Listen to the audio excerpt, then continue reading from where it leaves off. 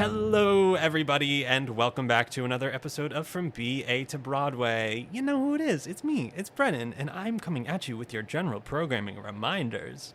Folks, every Monday we are here with the main episode, and every Wednesday, Danny and I are bringing you our little mini-series of In the Spotlight. But you know what? That's enough about me. Who cares about me? That's not what we're here for. We're here for our very important guest. You may know her from the Twenty-Sided Tavern Off-Broadway. Folks, it is Cassidy Sledge. Cassidy, what is going on? Hello. For the record, I want the record to show I care about you, Brennan. Oh my God, stop. Thank you. I appreciate that. Of course. Cassidy, who the heck are you and what do you do? Oh, what an excellent question. I'm Cassidy. I am a singer. I'm an actor. I'm a performer. And now I guess I'm an improviser. Hell yeah. You have not been one before. No, I have not. The Twenty-Sided Tavern is my first foray into that wonderful field. Lovely. Okay. We'll talk about that, lady, for sure. Cassidy, this is usually the second question. How do we know each other? But we don't. We don't at all. You really accepted my cold DM into this wonderful world, and I am greatly appreciative of your trust. It was thrilling. You know, that's what we're here for. You know, the second you drop a mutual, I'm like, okay, you have my full trust. That's the thing. Is like I always go for the mutual because I'm like, we need a verifiable source to let them know that I am not. I shouldn't say not a crazy person, but not the kind of crazy person to fear. Not the murdery kind. Exactly. Just the good old weirdo. Cassidy, did you go to school for theater? So I guess technically the answer is no. I love that. Originally I went to Northwestern. Okay. And I applied as a music education major. Okay. And then I ended up double majoring in music education and voice and opera performance. Wow, that's a lot. Yes. And then I traveled to New York and I saw The Band's Visit. Amazing. And To Kill a Mockingbird. And after having seen those two shows, I was like, oh, God, I'm wasting my time studying music. I should have been studying theater this whole time. Heard. So that weekend, I dropped music ed because I was almost done with the opera degree, so I was like, I'll get it anyway. Great. Picked up a theater minor and picked up the musical theater certificate. Lovely. And then from that moment on, I was like a theater girly. Amazing. So what year of school was that you made that transition? / how many years did you do those programs afterwards? That's a really good question. Thank you. I just thought of it and I said it. I think it was I think it was sophomore year, I want to say. Okay, so you got some time in there. Yes, and then senior year was pandemic time. So I did finish everything virtually, which was a bit of a bummer. I'm so sorry about that. It do be like that sometimes. It really do be. You know, it was for a lot of them. Not me, though. I graduated in 2019. Thank God. Yeah, literally, because I wouldn't have been able to do it. Oh, yeah. It was devastating. Heard. Were you an academic, like, going into that? Would you say, are you an academic kind of person? I do enjoy learning things. Okay, so I'm going to give that to you. I would say yes. It sounds like you would be a studious person to then put in the work for that. Certainly, yeah. I learned in my college days that I was not so much of an academic. Oh, no. No, yeah, listen, I had just been told that growing up, so I just assumed I was, and then... like, this is who I am. Truly, I then had the freedom to be like, oh, no, that's not me at all. I don't learn from textbooks. I just don't. I never have. You learn from life, baby. I learn from life. I learn from the tangible, and whether that is my little ADHD brain, who's to say? Who's to say? But here we are. Okay, so you had your theater schooling. Did they have a theater major outside of your minor? They did, but Northwestern's really interesting in the way that they do like double majors cross school ways. Like you can only specifically do certain pairings of majors, and for some reason you cannot double major in voice and opera performance and theater. Well, how would those two ever go together? They simply are too unrelated. No, they can't go hand in hand. Truly. Was their program a BFA program? I don't think so. Okay, amazing. It might be different now. Who knows? The world changes. You know what? That's so true. It really does. And we roll with the punches. Yes, we do. Okay, amazing. So you graduated in the little pandemic. Demi Lovato, we love her. And then did you move to New York immediately after? Well, I was very fortunate in that I booked the international tour of The Sound of Music. Amazing. Pretty much right as I graduated. I was supposed to miss my graduation for the first day of rehearsal. Oh, okay. But due to Miss Pandemic, she got postponed like 1,000 times. Of course. And in the interim, I moved close. I moved to the New England area and commuted in. Okay. And then I booked my first show here, which was Here There Be Dragons. Okay. Which was a Dungeons & Dragons musical. Oh my God, So I'm sensing a theme. I know. I don't know how I fell into like TTRPG on stage experiences, but it happened somehow. Yeah. And then I did The Sound of Music. And then I did some regional work. I think I did The Fantastics. Oh, amazing. Yeah, which was a lot of fun. We did a genderqueer version of that. Oh my God, amazing. It was so fun. And then a couple of readings here and there, and now I am at the tavern. Fierce. Yeah. Well, welcome. You're a New Yorker through and through, I would say. Where are you from originally? I'm from California. Oh my God, okay. Yeah. If I'm being honest, I don't think I know where Northwestern University is. It's right outside Chicago. Right outside Chicago. Yeah. I think one of my more recent guests also went there. Oh my God, who? Now that I think. Spill the tea. I don't want to. I'm going to say it, and then if I find out later that I was wrong. It's possible I don't know them. He would have graduated far prior to you. It is Brad Weinstock. He was just Omar and Aladdin for a long time. But I think he went to Northwestern. Go Cats. I don't know. Go Cats? That was your mascot? The Wildcats, yeah. The Wildcats? I'm going to teach you something. Okay, so podcast guests, it's a bummer because it's a visual bit, but you take your hand, you slap your knee, and the cupping that comes from you slapping your knee, you lift it up, and that is the claw, and then you say, Go Cats. That's the process? You have to do all of that? You slap your knee, and then you say, Go Cats. Wow. Mm-hmm. Okay. Deeply unnecessary. I don't think we were the Minutemen, the UMass Minutemen. Yes, because we love the militia, I guess. How revolutionary. I don't know. Yeah. We didn't have a thing like that. Bummer. We were just really aggressive at British sporting events. Yes, that's exactly what we said. That was like your rallying cry. Honestly, I think you're onto something. Oh, no. I should call someone. Somebody get them on the phone. Write this down. Literally, the Alumni Association, in their yearly donation requests. I'm just like, here's something else for you. Here's a bit of knowledge. Hey, just so you know, I rewrote the school's motto. Don't worry about it. I did it for free. We're enriching the campus even more. We love that. We love alumni who give back. They really do. I don't know what they expect from me, though, because I haven't even paid off the loans, you know? You'll get there someday. Maybe they'll forgive them if you give them a new motto. Thank God. We cracked it. Thank God. Jeez. Or a motto in general. That isn't just drunk people yelling obscenities, which is also pretty iconic. A little bit. I had this friend in college who was the mascot. He was one of the people that was the mascot, who was Sam the Minuteman. Oh, my God. Which was iconic in itself. We love Sam. We miss Sam. Not Uncle Sam. Mr. Sam. No, Mr. Sam, the Minuteman, in his Minuteman garb. Big foam head. Love it. Mm-hmm. But I don't know why, but they let him keep the costume in between gigs. Oh my God. So Sam would sometimes show up at parties, and it was pretty sick. I would have lost my mind. No, truly. It was like the whole house immediately tuned in, and we were one brain. Locked in. We were one brain all of a sudden, and life was beautiful. Oh, to go back and experience but a brief moment truly, with Mr. Sam. With Mr. Sam. Oh, serotonin. What a foreign concept. Who is she? Yeah, who is she? One day we'll become reacquainted. Welcome to the stage, Miss Serotonin. I was going to say, that'd make a great drag name. I'm sure there's one out there. If not, there's another thing you can throw back at the university. Once again, hey. Sam's making a drag performance appearance as Miss Serotonin. Holy Come shit! On. This narrative. Somebody write this down. No, truly, this narrative has really taken us to brilliant high places. We're gonna edit all of this out, aren't we? No, I don't think so. One second, my mother is texting me. I forgot to put this on Do Not Disturb. Sorry, Mom. Okay, so you went to school. Mm-hmm. You graduated school. Mm-hmm. Do you feel like they prepared you for the real world of theater and career and all of that jazz? That is an excellent question. Thank you. There's a class at Northwestern. Okay. It's the classic senior showcase class. Heard. And you have to audition into the class. Oh, okay. So for those of us who booked, we were able to have those like theater business conversations. We were able to like talk about, what does favored nations mean, and what does a contract look like, and what are potential clauses. But for people who weren't able to book that class, I don't think they ever got that as part of their education. Heard. Which I don't love. That's so interesting. Yeah. Yeah. Especially because, like, as a music major, I should not have had access to that class. Okay. But because I auditioned in, I feel like I took away someone else's Yeah, slot. so it's you're this a weird... scab. Yeah, pretty much, exactly. Great. And every day I wake up and I hate myself for it. Hey, you know what? Look where you are now. You're off Broadway.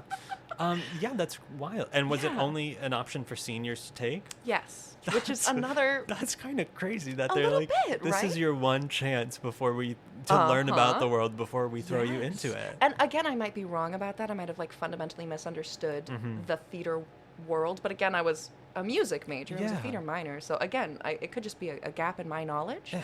But if I recall correctly, that was the singular option to learn about the business of acting. That's crazy. Yes. And it was over Zoom. Oh, lovely. So that was also challenging. Of course. But helpful, ultimately. Good. Yeah. That's nice to hear. I'm at least glad that you got that experience and that it exists in some capacity. Exactly, yes. It is Rock and roll. Okay. So you went on a little international tour. I did, yeah. Where were we? Where were we going? So I was on the first season of the tour, which was Singapore, Malaysia, the Philippines, and India. That's crazy. And then Macau was next, but I left before Macau to do the Fantastics. I don't think I know where Macau is either. I don't think I could point it out on a map. Amazing. Okay. But I'm aware that it is in Asia. And you know what? Yeah, that's enough. I'm sure. It's not like it's one of the biggest continents, Certainly not. I don't think that's... I haven't heard of that. I don't know. I was not a geography major. And that's okay. Listen. I am at peace with my faults. One of my fatal flaws is I cannot tell you where half the states of the United States of America are. Okay, that's a different story, I think. You're right. But that's just some kinship and there. I respect you. Thank you. I respect you for that. Thank you. I can name them all. I know I shouldn't say I know the song. I know a song. Should we have an ad break where we sing the song? See, I learned a different song than Okay, so let's else. sing our songs at the same time and it'll sound really terrible. I don't think it'll work out, but okay. You ready? 5, 6, 7, the Alabama, United States, Alaska. the United States. I love my country, the United States. There's Alabama, Alaska, Arizona, Arkansas. Hold on. Exactly. If you're going to start with the words, you got to start with the words. You can't start with the United States. You got to skip the recit. That's the song, though. That's the song. I also said Alabama, Abalaska, so I don't think that my brain can focus on two things at the same time. What was wrong about that? I don't think Abalaska is an official state. Where do you think ABBA came from? Oh my god, did we just crack open the cold case of where ABBA is originally from? Look it up on that Wikipedia page. I guarantee you it's there. This whole time I thought they were Icelandic? I'm thinking of Baba, the ripoff ABBA from Gravity Falls. I don't know. Is ABBA? Where are they from? This is shameful. I really opened up that wound to not even know the answer to it. Okay. Revoke my queer card. I don't know where ABBA's from. I don't know. We'll find it out later. Please edit this out so that nobody comes for me. That's so fine. If someone reaches out to me and says, how dare you not know where ABBA's from, I might just... Yeah. Here, why don't you say, oh, duh, they're from, and then I'll insert it with my own voice later.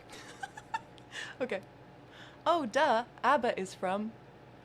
Oh, duh. Of course. Yeah, something I knew. I'm not doing that, right? That's all going to be exactly word for word right there. You. I'm sorry. I'm going to have to come for our mutual now. That was your first mistake. Listen. Sarah, you better sleep with your eyes open tonight. I don't know if she will. We love that girl. We do. She's amazing. Okay, so you did your little Asian tour. That's crazy. Mm-hmm. I feel like Sound of Music is one of those ones that is very big with foreign audiences. For some reason, yes. Although I will say, interestingly enough, Malaysia is a predominantly Muslim country. Oh. And so we were performing at the Istana Budaya, which I don't think exists anymore. I think we were the last show to come through it, which honestly is probably for the best. It was a little dilapidated by the time that we showed up. Ooh. Yeah.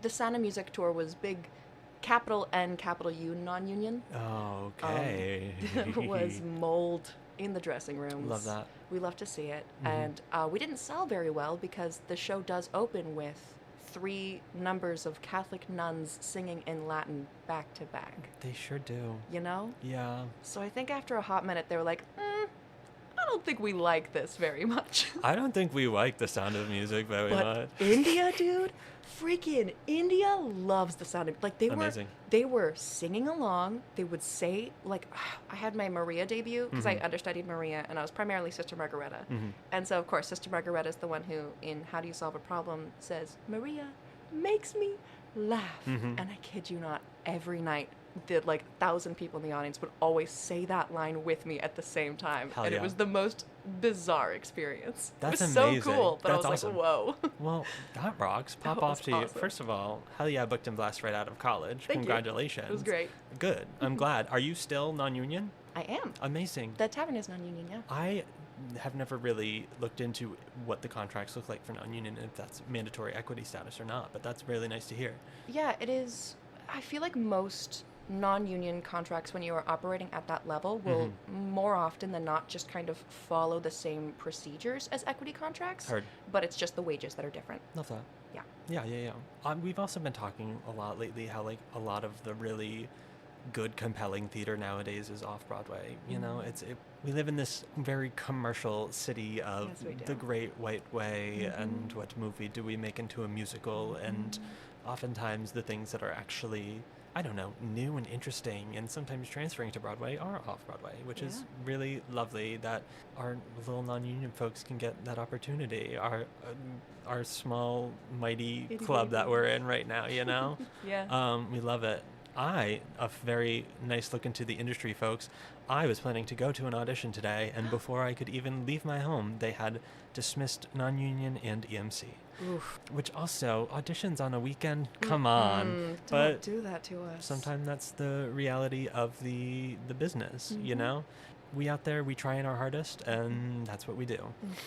Okay, so, Dungeons & Dragons. Dungeons & Dragons. Has this always been a part of your life? No, that was another pandemic hobby for me. Love. Okay. Yes. How'd you get into that? My boyfriend at the time introduced me. He was starting a campaign with his high school friends. Okay. So we played over Zoom. And Amazing. then my college friends, a month after, were like, hey, what if we also did that? So I played in both campaigns. Great. For a couple years. And then one fell apart. And I technically am still in the other one. We've been playing for 4 years now. That's crazy. It is insane. Our DM he's a god. He came up with so much lore that will maybe take us a decade to get through. Damn. It is wonderful to see my friends on a semi-regular basis and roll some dice together, but also it is an insane sentence to say, I've been playing the same game of Dungeons & Dragons for 4 years. That's the SVU of Dungeons & Dragons right there. You're going on forever. Yeah. Wow, pop off. Okay. Thank you. And are you a DM through and through? Did you adopt that, or was this a new experience? So, okay, what an interesting question yet again. You're just full of them. Literally stop. Just knock that off. Jeez. So my first time DMing was just a one-shot that I ran at Christmas for my brother and my sister and that same boyfriend. And then I ran my first mini campaign in India with some of my castmates on The Sound of Music. Amazing. Yes, and since then I've run a couple one-shots here and there. But I think I do prefer being a player as opposed to being a DM because DMs have to think so much. Yeah. And I love just kind of murdering. That's what I do as a player. I just I want to kill it. See, these tables have really turned into the stranger coming on the show. Little did I know I invited the murderer while trying not to appear the murderer. Yes, had the turntables. You know, I had a good life. You know, take me out at whatever point in this pod you would like. Yes, little did you know, I actually just showed up to stab you and take over your podcast. Oh my God. Honestly, listen, as long as this keeps going, as long as the legacy lives on, that's fine. Done. Just keep the credits at the end Of that course. I produce it. You can change the host situation, you know. All good. Okay, amazing. So then your D&D hobby takes to the stage with your first show in New York City after you are officially landed here. And then what did performance and life look like between that and our 20-Sided Tavern? Oh, baby. You know, it was a lot of day jobs. Heck yeah. A lot of bartending, a lot of catering. Amazing.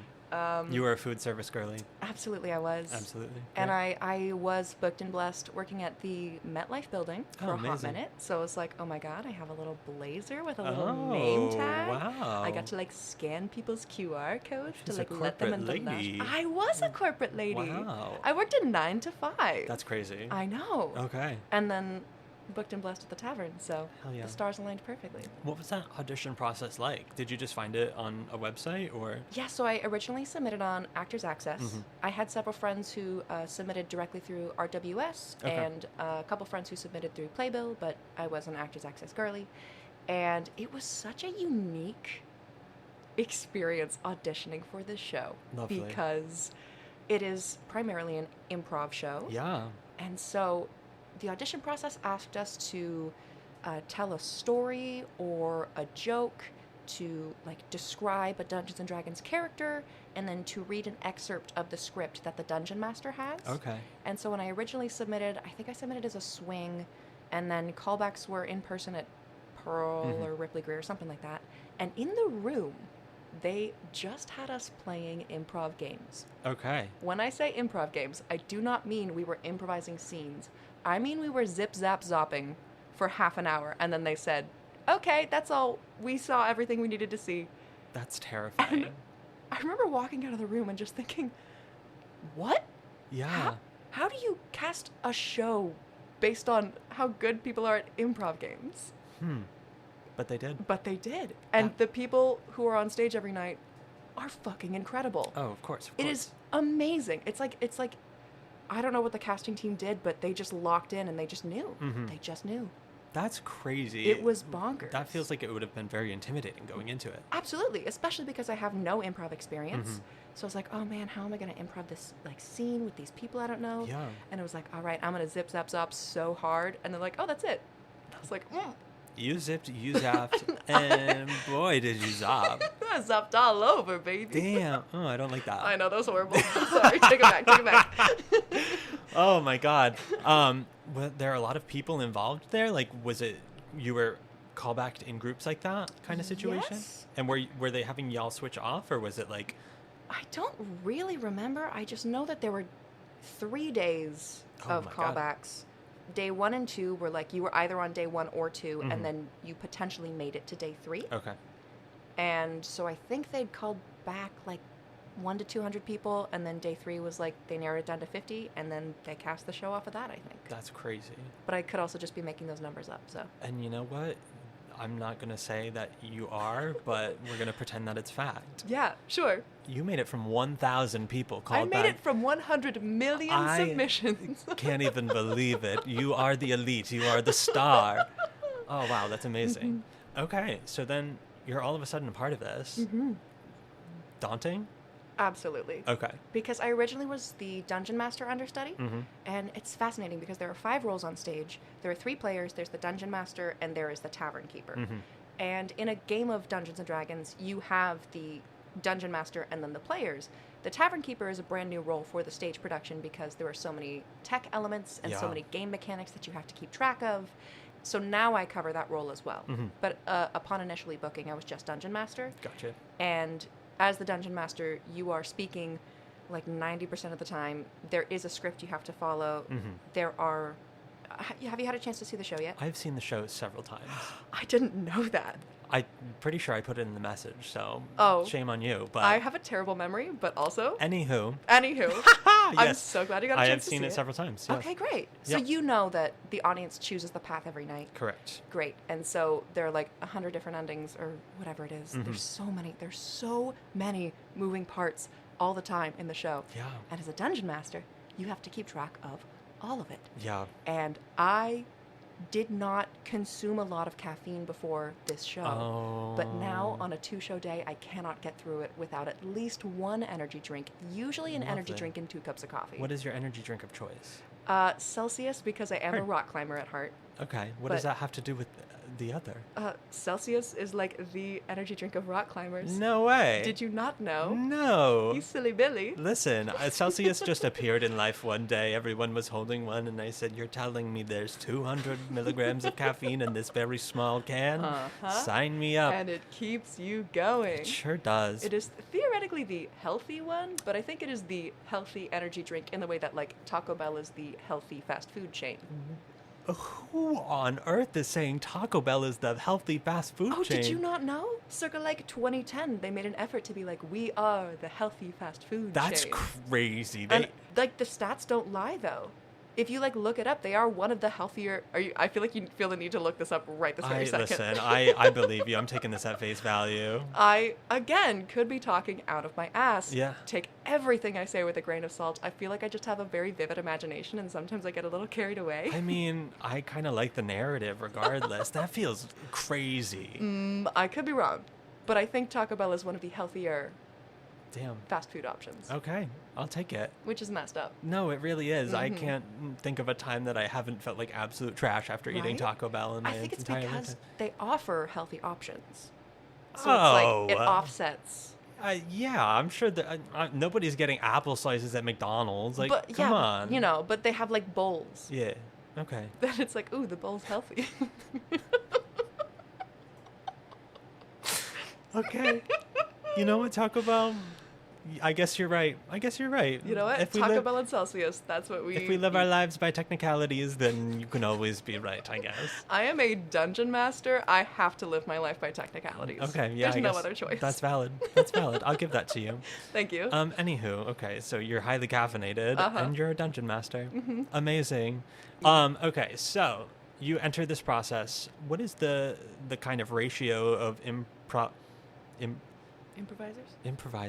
I was gonna go from improvers to improvisationalists, and not one second did I even think. Thank you. Anywho, what's the ratio of those folks to those non-folks? That was a perfect delivery. No notes. Thank you. Okay, so within the current cast, this is as of, what is today's date? As of September 21st. Amazing. The cast that we have includes Madeline Murphy and Alex Murray. Okay. And these two people have been with the show since its inception, way back in 2020, when it was just a Zoom call and an idea. Crazy. So the two of them have been specifically like 20-sided tavern improvisers for years at this point. We also have Diego Fernando Salinas on stage. He is playing our warrior currently, and he had several hundred shows in Drunk Shakespeare in Chicago. Amazing. So he has a ton of like improvised shows and experience under his belt as well. We currently also have Felicia Day as one of our guest stars. Yeah. And so, of course... Which is wicked cool. She is the best. She is so funny. She is so quick. She is so clever. The way she was able to just jump in. She is... fantastic. Yeah. Fantastic to work with. And also, like, god of comedy. So, Amazing. Of course, you know, she has that as well. Great. Alex Stompoli, who is also on stage as the primary tavern keeper, worked at a Renaissance fair for 7 years, I think. Oh, my God. So he has that kind of, like, crowd banter, improvisational chops under his belt. The more I talk, the more I realize I think I might be the only person who doesn't really have any. No way. But you know what? Hey, now I've been there since April. Yeah. And we also have Connor Marks and RJ Christian. And RJ Christian is primarily a musician. Okay. Like me. And Connor Marks was on New Amsterdam for a ton of time. Amazing. Many, many episodes. Which is TV. Yeah. So I feel like there's a certain element of, like, improv that comes with being a TV actor. I have no experience with screen acting, so I have no idea what I'm saying right now, and you can stop me if you know more than I do. Listen, I've been around a lot in the past week. This week has been crazy. Really? I worked probably 60 hours in 4 days. Oh my God. Yeah, it was a lot. Do you need a hug? No, I'm good. I appreciate it. Okay. Maybe later. I don't know. Okay. At this point in time, no. Sure. No, there's a lot that goes into it. And, like, once again, I'm not saying any words on that screen. I am simply eye candy. I found that out the other day that we're there for eye candy and ambiance. Thank you. Eye candy ambiance king. Truly. But I mean, it seems like they kind of have a lot of freedom to kind of do whatever they want. Yeah. But yeah, that's a big old smorgasbord of people that you got there, which is it's really amazing that this show is kind of coming into the space of bringing so many worlds together and doing it successfully. Yeah. Crazy. Yeah. Do you want to give folks like a brief overview of like what the show is? Sure. So I do recognize that we haven't said that, and we've just been talking about the name of it. So fine. Yeah. So Dungeons & Dragons, the 20-Sided Tavern, is an interactive stage experience. Amazing. Of, I'm in the show. I know what it's like. From what I've heard. One would describe it as playing Dungeons & Dragons with 500 of your closest friends, but the combat doesn't take that long. Crazy. Is our funny little silly line we say about it. I love that. It's so interesting because there is a stage, there are people on stage, but it is not a play. You know? Yeah. It is...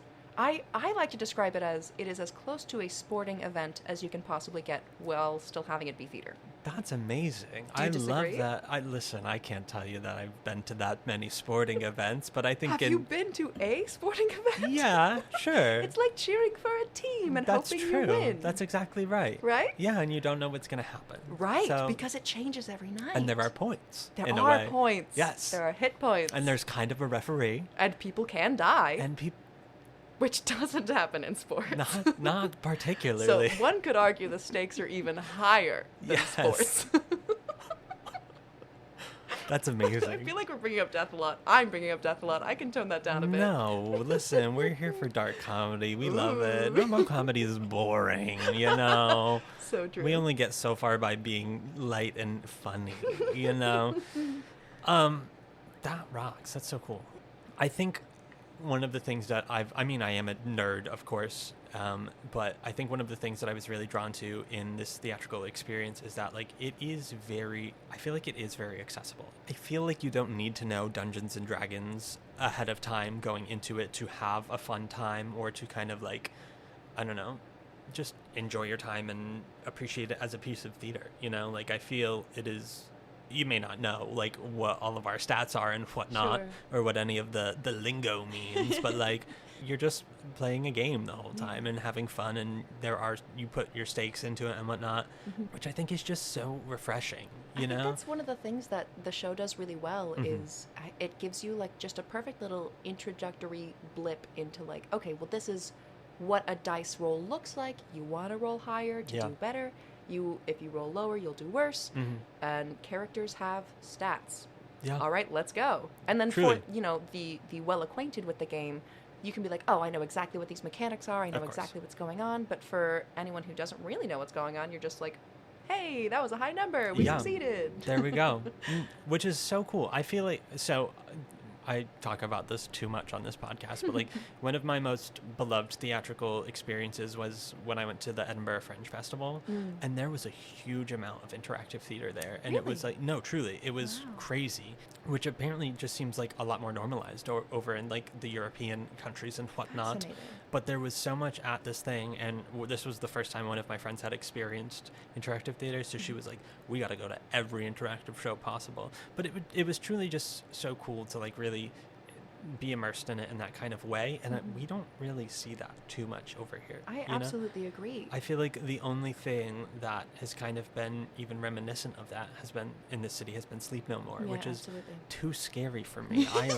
I have not seen that. I am not going to see that. No interest. Terrifying. I also haven't seen it, but I really want to see it. Oh, okay, understood. Yeah, no, I don't do scary. I just don't. No. Not a big Halloween fan.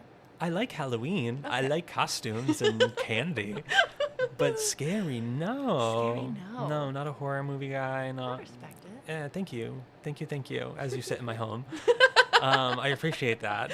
Yeah, so once again, it is just so nice to see that kind of brought to the city to kind of just change up the pace a little bit, you know? I love immersive interactive theater. I wish we had more of it. Truly. It's great. It's great. It's silly. So it's fun. Like, also, let me play. Yeah. And, like, I think your show does a really good job of, like, towing the line of, like, being interactive but not forcing people to get out of that, like, kind of audience participation comfort zone. Absolutely. We very, very much so value consent at the tavern because, I mean, at the end of the day, if we pull someone up on stage who doesn't want to come up on stage, who's having a miserable time, it is a bad experience for everyone. Yeah. So we only want people to come up if they want to play with us. Of course. And then when they do and we have lots of fun, everybody has a great time. Yeah, exactly. I brought my roommate the other night because he's the one that hosts the mini-series with me on Wednesday. So we'll be doing an episode about the tavern.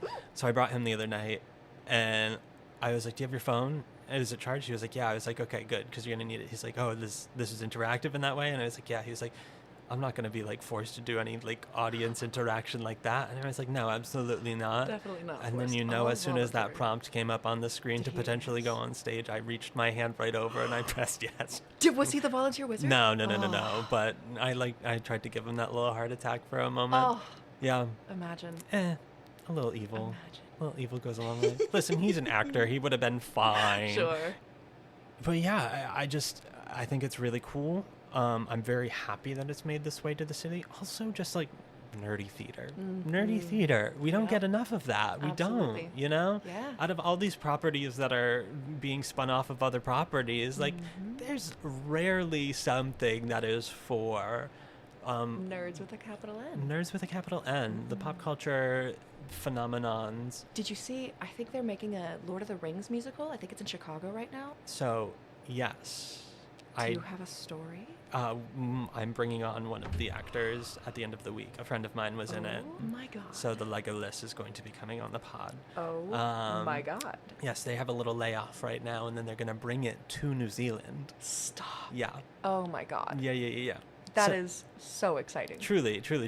That's incredible. I can't wait to just hear about that whole process and whatnot. But I will admit, I'm not the biggest Lord of the Rings fan. I do enjoy it, but I didn't see it until 2 years ago for the very first time. I'm very new. I cannot believe that. I cannot believe it took you that long to see the movies, but I respect you. I need to call you out for a second. What was that? Nothing. What were those?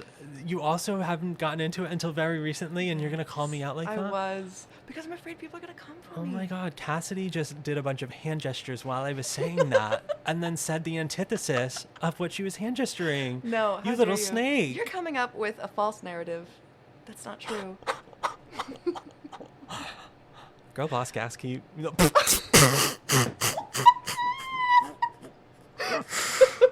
You heard it here first, folks. Girlboss, Gaskeep. Gatelight.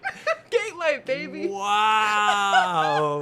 Oh my god. I'm so sorry. Am I short-circuited? The worst guest you've ever had No, on this I'm podcast? having a blast. Oh dear god. Oh, okay. So anyways, Cassidy's a snake. Moving on. Yes, I am the ultimate Gaskeeper. What's your Hogwarts house? Are you a Slytherin? That is so rude of you. Based on the information I've learned in the past 3 minutes. Just because I'm a shit stirrer doesn't mean I don't bleed red and gold, baby. I'm a Gryffindor every day. Come on. I can't believe you just said bleed red and gold. It's the most millennial thing that will come out of my mouth. That is also the most Gryffindor thing that would ever come out of a Gryffindor's mouth. Vile. You. Love that. A Hufflepuff? Duh. Oh my god. Duh.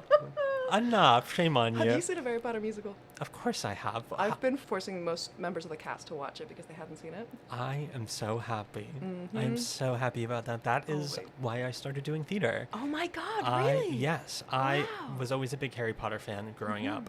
And then at one point, just in my suggested YouTube videos, as it was back in the day, this was probably like late middle school or early high school, was just this random thing that I watched and had no one to talk to it about. I wasn't in the drama club. I wasn't like a theater nerd in those regards, but I discovered this thing that I thought was so funny and so cool.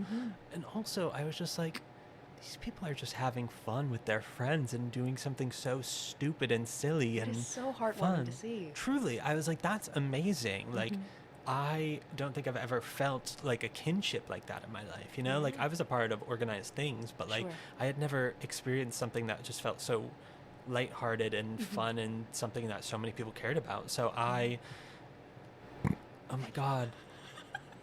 That was such a sonorous burp. No, that's the thing. This is a pro-burp podcast. I'm very adamant about that, and I am so upset at myself for holding that in that regard. I think that it was caught beautifully on the microphone. Thank you. I hope that I'm going to have to... I heard it. Don't worry. Thank you. I'm going to mark the sound cue, though, in case the audio smoothing software knocks it out, and I'll throw it back in. Good.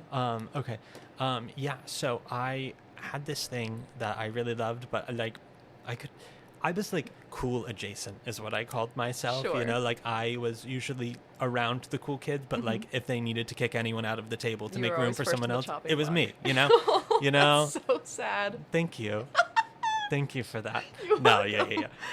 So I wasn't talking to any of them about it, you know? Like maybe my very close friends, I was like, oh my God, you know, it'd be so silly if we watched this. And they're like, what is this? And I was like, what a great point. Never mind. But eventually, it was my junior year of high school. My drama club announced that they were doing Aladdin Jr. Yes, and it was the year that Star Kid was doing Twisted. And I was like, this feels like a little bit of a sign. You know, this feels like a little bit of a sign. I'm going to Like I'm going to give it a go. Aligning. Yeah, I'm like, I don't have a lot of time in my life. I do a lot of extracurricular things.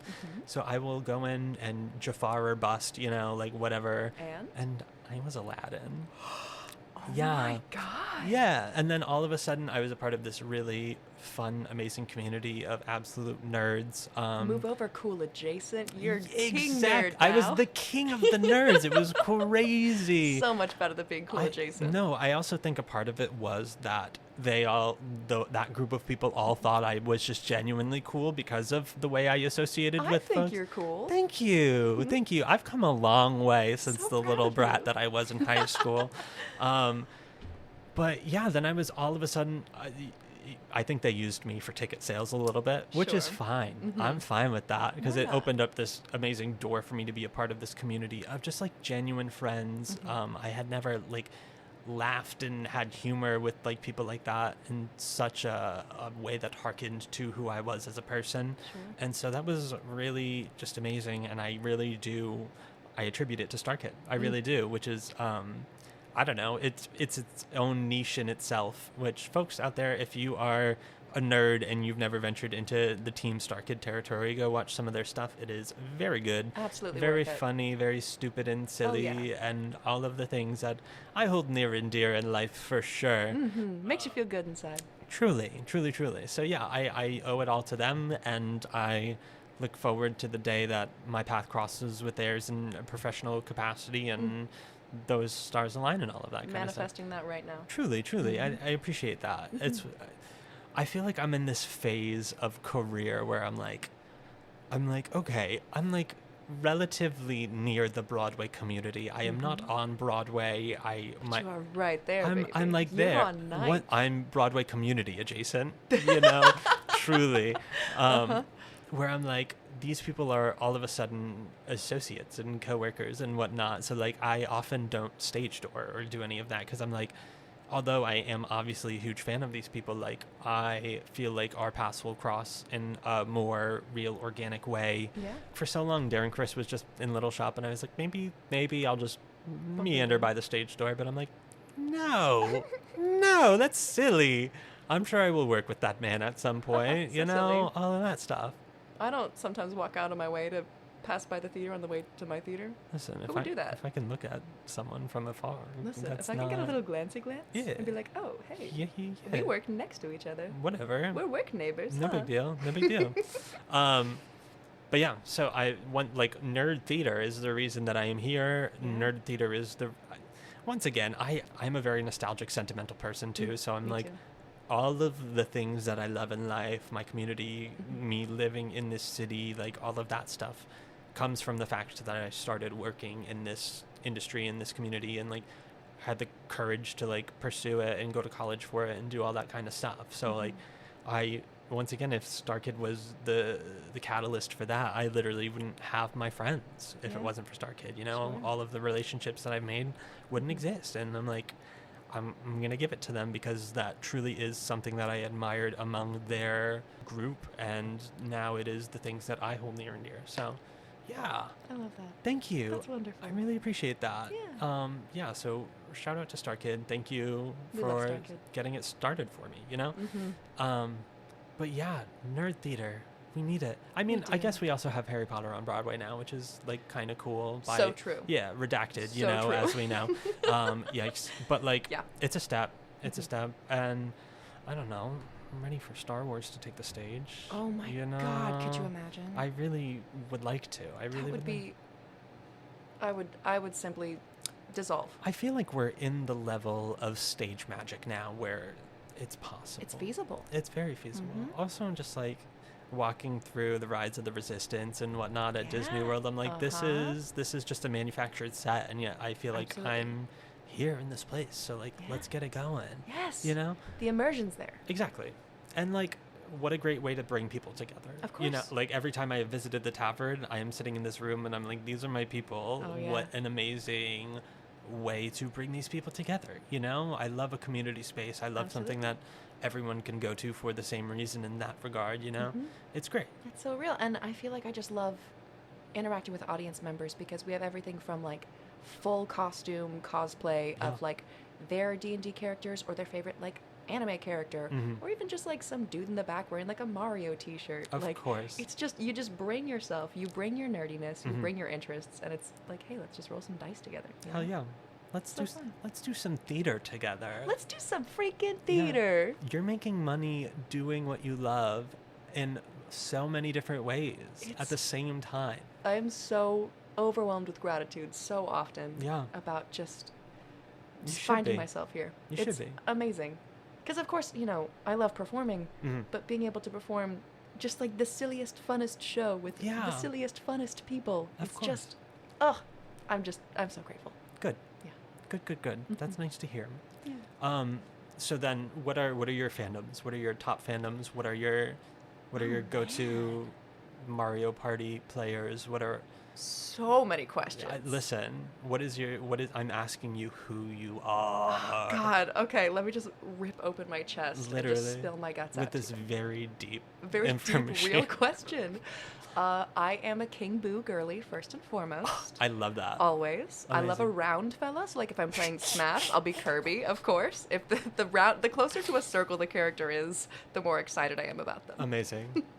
That being said, in terms of video games, I want to say maybe my favorites of all time are probably Undertale and Breath of the Wild. Amazing. Big Zelda girly. Love that. We're playing a lot of Cuphead backstage. I've never ventured into Cuphead. It hurts. Oh, okay. Hurts. Interesting. Unless you're into that, in which case do. In what way? In like, I love trying to defeat this level 1,242 times. Because there are counters. I did check recently. I died 1,242 times recently. Okay. On a level. And that hurts me a little bit. Understood. Mm-hmm. Have you ever played Hades, the video game? I have. That's one of my favorite games. One of your favorites? Ever. That one hurt me in the inside. It really hurt me for a long time. Beautiful art. Beautiful. Such unique gameplay. So interesting. But ouch. Yeah. Very, very repetitive in a way that I thought I was going to hate at first. I do. I loved it at first, and then it was like a bell curve of like, wow, it's so fun. And then after like, I think I died the 50th time, and I had not made it out of Tartarus, I was like, and then I just went on God mode and beat it immediately, and I was like, okay, well. Interesting. Mm-hmm. There's no in between. That's wild. I was like, okay, well, there's that game. Okay, great. I love that for you. Yeah. Okay, what are your fandom properties? Man, I've been like... From school? I was going to say from screen, books, whatever. Heard. So I just started reading Gideon the Ninth. I've never heard of that. It's lesbians exploring a castle in space. Wow. With swords. Wow. It's so very exciting. Amazing. And I also recently read the classic Name of the Wind, Patrick Rothfuss. Okay. That's one of my next series that I've been told to read. I'm working through all the Sarah J. Maas of it all right now. Okay, that's one that I've kind of avoided, not intentionally, but I feel like I just keep reading tangentially related things, but I have not actually read any of the books. From everything that I've learned about you in the past 45 minutes, you would love it. Okay, good to know. Yeah. So I will definitely give her a glancey glance. Great. If Patrick Rothfuss is listening to this. Of course, he obviously is. Of course, he loves BA to Broadway podcast. Yes, first subscriber ever. Patrick, please, can we have the third book, please, and thank you. That's my message to him. Isn't it very much absolutely not happening? It may be. I have hope. Okay. If there's one thing about me, I will never give up hope. That's beautiful. Thank you. And you know what? That is the actor's way. Always hope. Never give in to the... There's got to be some relevant Star Wars quote here, no? Yeah, make one up right now. Oh, what does Yoda sound like? I heard that. I was going to try and go for an impression, but I couldn't say any words afterwards. I'm not terrible. I'm just thinking of Jar Jar Binks' voice. Okay. Do it. Misa thinks that... Oh, what am I doing? This is horrible. Hold on, this is my job. I should know what... That's it. Misa thinks. That's the quote. That's the merch. Thinks. Hold on to hope. Phenomenal. A+. No notes. We've learned so much about theater and about each other. Truly. I feel like I have a new bestie. Oh my god. We should be friends after this. I literally can't wait. Yay. Absolutely. Hell yeah. Cool. Do you have any other wisdom that you would like to share with the people of the world, of all of those little actors, of all of those little campaigners out there. Sure. Just trying to do what they love. Yeah. I think the most important thing at the end of the day is authenticity. Yeah. Just know who you are. Know what you're about. Mm-hmm. If something feels bad, don't do it. Amazing. Embrace yourself. Do what feels good. Yeah. And that's when the good things will come to you. That's amazing. That's exactly right, folks. Be yourself. Trust your gut. Yeah. You know what? We are rooting for you. Yeah, we are. We are your biggest supporters. Hold on to your hope, baby. You can be our biggest supporters by finding us on Patreon. Oh my God. Amazing segue. Crazy. That's patreon.com/BA to Broadway. Folks, the normal disclaimer, we are not gatekeeping any vital information on there. That is just for silly, fun, bonus content, silly stories, audition horror stories, tales of the trade, all of that stuff. Sometimes we don't even talk about theater. Sometimes it's the nonsense that I cut out because it's irrelevant, but boy, is it funny. So folks, go find us on there. And of course, our principal tier Patreon members can choose the shows that Danny and I talk about every Wednesday on In the Spotlight. As always, you can find us on most social media platforms at BA to Broadway. Cassidy, where can folks find you if you want to be found? Oh, I can be found on Instagram at Cassidy Sledge or at my website, which is www.cassidysledge.com. Amazing. Thank you. Cassidy, thank you so much for being here. This was delightful. Thank you so much for having me. I had so much fun. Literally, you are welcome back anytime. Oh my goodness, My platform is your platform. Oh, you're so sweet. Absolutely. Folks, thanks for tuning in. And until next time, bye.